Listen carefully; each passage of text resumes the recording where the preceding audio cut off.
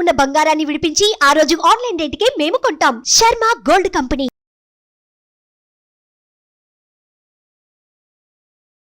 నమస్కారం, welcome to Suman TV. నేను గీతాంజలి. ప్రస్తుతం మనతో పాటు ఒక ముఖ్య అతిథి ఉన్నారండి. వారు శ్రీ విద్యాపీఠం వ్యవస్థాపకులు, అలాగే గత 45 సంవత్సరాలుగా శ్రీ విద్యా ఉపాసనతో ఎంతో మందికి మంత్రోపదేశం చేసినటువంటి శ్రీ గురు కరుణామయ్య గారు మనతో పాటు ఉన్నారు.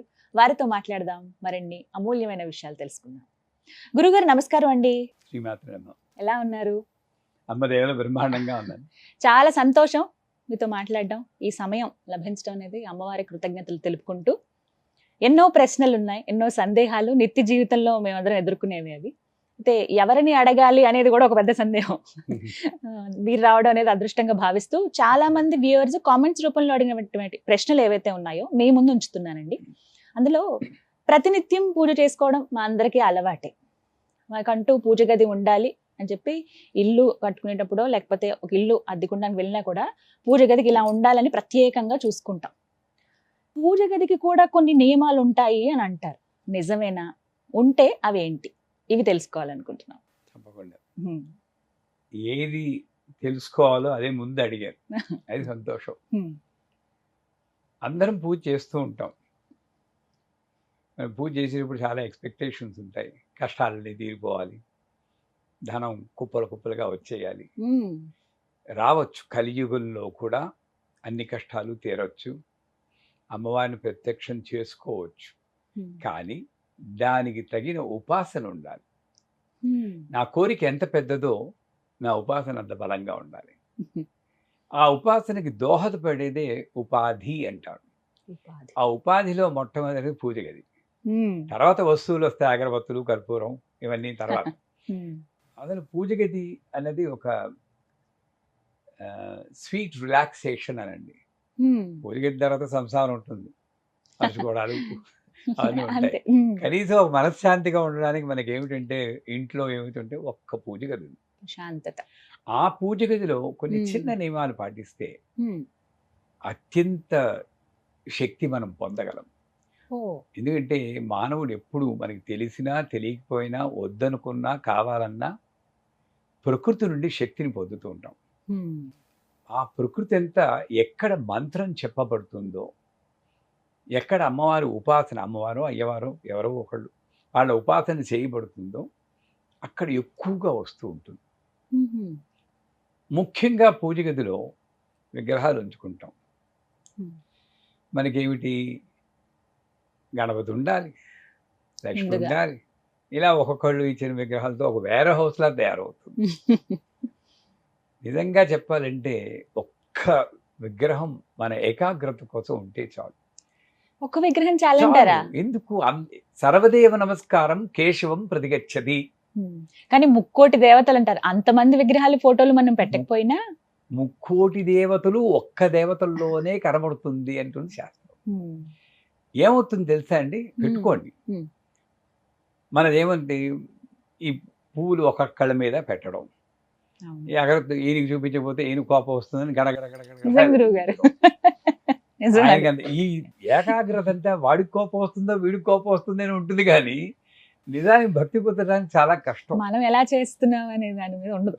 ఇక్కడే ఒక పేర్లు అనవసరం, ఇక్కడ ఒక ఇంటికి వెళ్ళాం, అమ్మవారి ఫోటో, చిన్న విగ్రహం, ఒక కామాక్షి వెలకంటారు తెలుసు కదా, దీపం పెట్టుకున్నారు, అంతే. ఎంత బాగుందంటే, చాలా పెద్దవాళ్ళ ఇల్లు, ఏమీ లేదు. చేత పూజ గదిలో సాధ్యమైన తక్కువ విగ్రహాలు ఉండాలి. 4 గణపతులు, 4 సిద్ధిసాయి, ఇంకోళ్ళు ఎవరు 4 లక్ష్మణులు, వీళ్ళే పాపులర్ విగ్రహాలు, ఇవి పెట్టుకుంటారు. విచిత్రం ఏంటంటే కొంతమందికి కవర్ కూడా తీయరండోయ్, వాళ్ళకి ఊపిరాడదు అన్న భావన కూడా ఉండదు. ఎందుకంటే అది విగ్రహం మనకి. అయ్యో అమ్మవారు ఊపిరి ఎలా పిలుస్తుంది, అందుకే కవర్ తీస్తే మళ్ళీ తోముకోవాలి కదండి, దుమ్ము పడుతుంది, పసుపు కుంకుమ వేస్తాము, ఓ పని తక్కువ. అలా పాపం ఉక్కిరి బెక్కిరి, నేను వాళ్ళ ఇంటికి వెళ్తే చూడండి మా గతి ఎలా ఉందో అని వాళ్ళు నన్ను అడుగుతున్నట్టు ఉంటుంది. ఏం చేయాలంటే, అమ్మ పెట్టదు అడుగు తినాదేమని అంటూ నువ్వు పూజ చేయవు, కప్పేసి పెట్టేస్తావు. ఈ 4 గణపతుల్లో ఒక్కొక్క 3 గణపతులు తీసి విగ్రహాలు లేని వాళ్ళకి ఇవ్వాలి, పూజ చేసుకోగలిగిన వాళ్ళకి. అలా మన ఇంట్లో విగ్రహాలు వేరే వాళ్ళకి ఇవ్వచ్చా అండి? తప్పకుండా. ఈ శాస్త్రం ఏం చెప్తుందంటే వాళ్ళు పూజ చేస్తుంటే వాళ్ళు పూజ చేసిన దాంట్లో దశాంశమో ఎంతో మనకి ఫలితం వస్తుంటా. ఉదాహరణకి ఒక్క చిన్న ప్రశ్న గురుగారు, లక్ష్మీదేవి విగ్రహాలు 2-3 ఉన్నాయనుకోండి, మనకి ఇన్ని ఎందుకు ఒక రూపంలో లక్ష్మిని చూసుకుందాం అని ఇంకో లక్ష్మీదేవిని వేరే వాళ్ళకి ఇస్తే, మన దగ్గర ఉండాల్సిన లక్ష్మి వాళ్ళ ఇంటికి వెళ్ళిపోతే ఎక్కడుంది లక్ష్మి? ఇక్కడ, అక్కడ, ఇక్కడ. ఈ భావన చాలా మందిలో ఉంటుంది. లక్ష్మీదేవి విగ్రహం అసలు వేరే వాళ్ళకి ఇవ్వడానికి ప్రయత్నించరు. అమ్మ వెళ్ళిపోతుందేమో మా మన ఇంటికి ఇంట్లో, రండి, లక్ష్మి మన ఇంట్లో సిరి సంపదలు. నిజంగానే గురువు గారు, తప్పకుండా తప్పకుండా. వస్తాను. భయం ఉండకూడదు. భక్తి, భయం రెండిట్లో మీకు ఒక చాయిస్ ఉంటుంది. భక్తి ఉన్న చోట భయం ఉండదు, భయం ఉన్న చోట భక్తి ఉండదు. సరే, ఈ విగ్రహాలు తక్కువ ఉండాలి. ఇంకోటి, మన ఇంట్లో మనకి బెడ్రూమ్లో మనము, మీరు, మీ భర్త లేదా భర్త భార్య ఉండాలి. మరి అక్కడ విష్ణుమూర్తి, లక్ష్మీదేవి, ఈశ్వరుడు, పార్వతి, గణపతి, ఏకాంతం లేదంటారా? ఒక క్లస్టర్లా చేసి పడేశారు వాళ్ళని. ఎప్పుడైనా ఆలోచన వచ్చిందా? ఏం చేయాలంటే ఈ విగ్రహాలన్నింటి కూడా ప్రతి రూములోనూ సర్దేయండి. మనకేమిటంటే పూజ గదిలోనే విగ్రహాలు ఉండేటప్పటికీ అక్కడికి వెళ్ళేటప్పటికి యాక్షన్ చేస్తున్నాం. మరి తప్పుగా అనుకోకండి. అక్కడికి వెళ్తే అపరిచితుడు ఓ సినిమా వచ్చింది చూడండి, ఇలా అనేప్పుడు మారిపోతారు. అలా అపరిచితుల్లా అయిపోయాం మనం. అక్కడికి వెళ్ళేటప్పుడు ఎక్కడ లేని ఏకాగ్రత వచ్చేస్తుంది. ఇలా కళ్ళు మూసుకుంటాం, లేని మనశ్శాంతిని యాక్ట్ చేస్తాం. మళ్ళీ బయటకు వచ్చే మామూలే. కాకపోతే ఎందువల్ల? పూజ గదిలో విగ్రహాలు ఉన్నాయని. ఈ విగ్రహాలనే ప్రతి రూమ్లోనూ పెట్టండి. మీ అమ్మాయి ఉన్న రూమ్లో సరస్వతిదేవి విగ్రహం పెట్టండి. వాడికి కొంచెం భయం ఉంటుంది, అమ్మవారు ఉన్నారు, కొంచెం దండం పెట్టుకోవాలని. ప్రతి రూమ్లోనూ, వంటింట్లోనూ, అన్నింటిలోనూ పెడితే మొత్తం ఇల్లంతా దేవాలయం అవదండి. కానీ బెడ్రూమ్స్ లో, అంటే పడక గదుల్లో దేవుడి విగ్రహాలు, 100%. ఎక్కడ నీకు రక్షణ కావాలో, ఎక్కడ అనకూడదు కానీ ఎక్కువ దెబ్బలాటలు జరుగుతూ ఉంటాయో అక్కడే అమ్మవారు కాపాడుతూ ఉంటుంది. మా ఇంట్లో, మా బెడ్రూమ్లో చక్కగా అమ్మవారు ఉంది. అసలు మీరు బెడ్రూమ్లో పెట్టకపోతే అక్కడ రాదా అండి? ఉత్తప్పుడు ఇందుగలడు అందులేదు సందేహం వల్ల ఎందెందుగలదని దీర్ఘాలు తీస్తూ చదువుతాం కదా. బెడ్రూమ్లో మీరు విగ్రహం పెడితేనే అమ్మవారు వస్తుందా, లేకపోతే లేదా? నాకు అమెరికాలో వెళ్ళినప్పుడు ఒక డాక్టర్ గారు ఉన్నారు. నేను ఇలాగే బెడ్రూమ్లో కూడా పెట్టచ్చమ్మా అని చెప్పాను. ఆవిడ పెట్టారు. బెడ్ ఇక్కడ మధ్యలో చిన్న టేబుల్ వేశారు. మధ్యలో టేబుల్ ఏంటమ్మా అంటారు. పడుకుంటాం కదండి, అమ్మవారు చూస్తుందేమో అన్నాను. టేబుల్ మీద నేను తొంగి చూస్తే ఏం చేస్తారన్నా. అంటే బుర్రలో ఎలాంటి ఆలోచనలు వస్తాయి చూడండి, అమ్మవారు తొంగి చూస్తుంటా. ఇవన్నీ పోవాలి. పూజ గదిలో ఏకాగ్రత రావాలి అంటే 4 విగ్రహాలు పెట్టుకోండి. మిగతా అన్ని ఇల్లంతా డిస్ట్రిబ్యూట్ చేయండి. ఇల్లే ఒక మణిద్వీపం, దేవాలయం చేసుకోండి. అక్కడ పూజలు చేయట్లేదు. ప్రతి ఇంట్లోనూ, రూమ్లోనూ వెళ్ళి అగరొత్తులు వెలిగించాలి ఎవరు అంటలేదు. అక్కడికి వెళ్ళినప్పుడు ఒకసారి, అమ్మ నువ్వు ఇక్కడ ఉన్నావు, రక్షిస్తూ ఉండు తల్లి అనుకో. పూజ గదిలో ఎప్పుడు దీపం వెలుగుతూ ఉండాలి. అది ఆయిల్ దీపం అక్కర్లేదు, ఓ బెడ్ ల్యాంప్ అయినా పర్లేదు. ఏమండి, రాత్రి చీకట్లో బిక్కు బిక్కుమంటూ ఉండదండి బాలాద్రిప సుందరి. భయమైందా చెల్లిపిల్లకి? తట్టద్దా మనకి? మనకి మాత్రం బెడ్ ల్యాంప్ కావాలా? చీకటి చేసి పడేస్తాం. అక్కడ భావన, ప్రాణం ఉంది అనుకుంటే అమ్మ అవుతుంది, లేకపోతే బొమ్మే మిగులుతుంది అక్కడ. మన భావన అది సత్యం. పూజ గదిలో ఒక దీపం ఉండాలి. తర్వాత ఒక మ్యూజిక్, సంగీతం, స్తోత్రమో ఏదో. నేను స్తోత్రం కన్నా తంపూరం మ్యూజిక్ అని రికమెండ్ చేస్తాను. ఎందుకంటే స్తోత్రం అయితే మనకి ఇంకొక వీక్నెస్ ఉంది. సోమవారం శివుడు, మంగళవారం ఆంజనేయ స్వామి, బుధవారం సరస్వతి, గురువారం రాఘవేంద్ర, శుక్రవారం లక్ష్మి, శనివారం వెంకటబాబు, ఆదివారం సూర్య భగవాన్ ఎవరు. వాళ్ళకి డ్యూటీలు వేసాం మనం. ఈ అపవాదు కూడా ఉంది మనకి.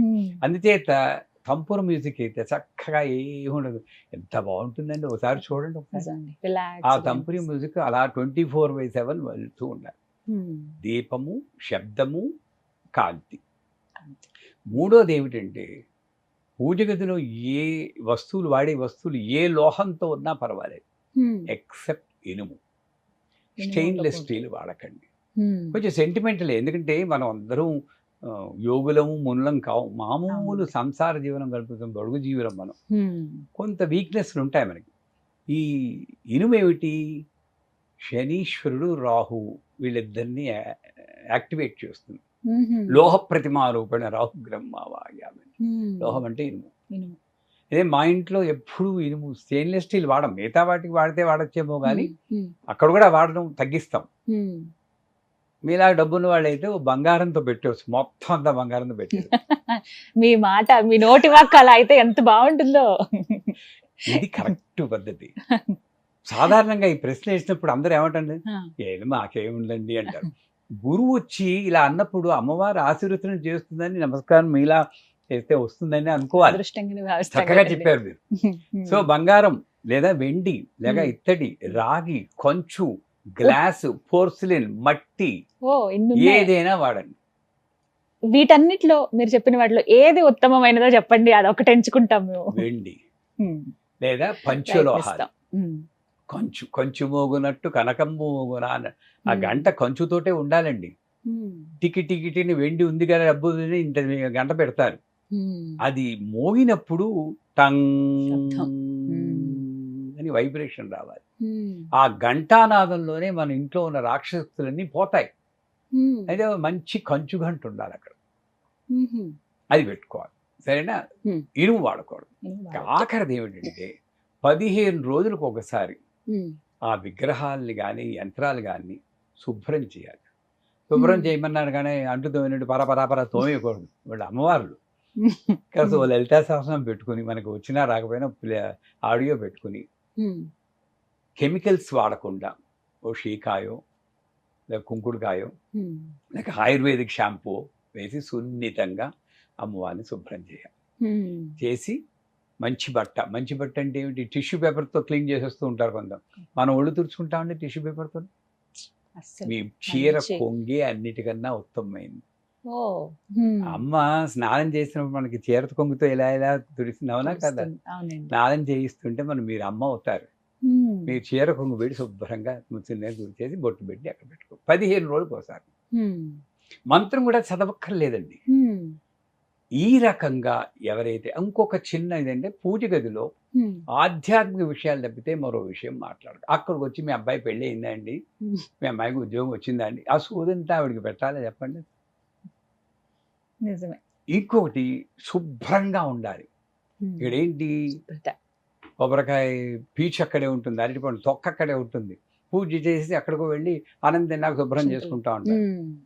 అసలు వైకుంఠంలో హాయిగా ఉన్న లక్ష్మీదేవిని ఎవడ పిలవన్నాడండి, ఆవాహయామి అని చెప్పి ఇక్కడికి వచ్చి చెత్తలో పడేయచ్చు. అసలు వెంటనే శుభ్రం చేయాలి. కొన్ని ఇళ్లలో ఓ స్టీల్ గ్లాసు, దాంట్లో బియ్యం, దాంట్లో అగరద్దు, ఆ బూడిదంతా అక్కడ పెడుంది. ఎప్పుడు ఏ మానాన్ని శుభ్రం చేయరు. 2 తప్పులు జరుగుతున్నాయి అక్కడ. బియ్యం సృష్టించింది అమ్మవారు తినడానికి, అగరత్తుల స్టాండ్ కాదు. అరటిపండు కూడా తినడానికి. వీడేమో అగరత్తు తీసి కసక్కమని పడుస్తాడు, ఆ యమధర్మరామేమో హత్య అని రాసుకుంటాడు. నిజమే. ఇక తినడానికి పుట్టిస్తే అరటిపండు, దాన్ని ఎవడు పడమన్నాడండి. ఏ స్టాండ్ పెట్టుకోలేరా మీరు? ఇటువంటి తప్పులు మనం భావన లేకపోవడం జరుగుతున్నాయి మనకి. అవన్నీ ఎంత పెద్దవి ఇప్పుడు మీరు చెప్తుంటే అర్థమవుతుంది గురువుగారు. పెద్ద వాళ్ళే చేస్తారు. వాటిని తిని అదేం తప్పు చేసిందో తెలియదు, దాంతో గుర్చేస్తూ ఉంటాడు. అది ఎందుకు ఎవడ తినడు. మరి వ్యర్థమే కదండి, సృష్టిని వ్యర్థం చేయకూడదు. ఇవన్నీ పాటిస్తే ఆ ఇంట్లో తప్పనిసరిగా అమ్మ అలాగా స్థిరంగా నివాసం ఉంటుంది. శాంతికి, సౌభాగ్యానికి, పురోగమనానికి లోటు ఉండదు. అది సత్యం. సుమన్ టీవీలో మీ పర్సనల్ అండ్ బిజినెస్ ప్రమోషన్స్ కోసం కింది నెంబర్కి కాంటాక్ట్ చేయండి.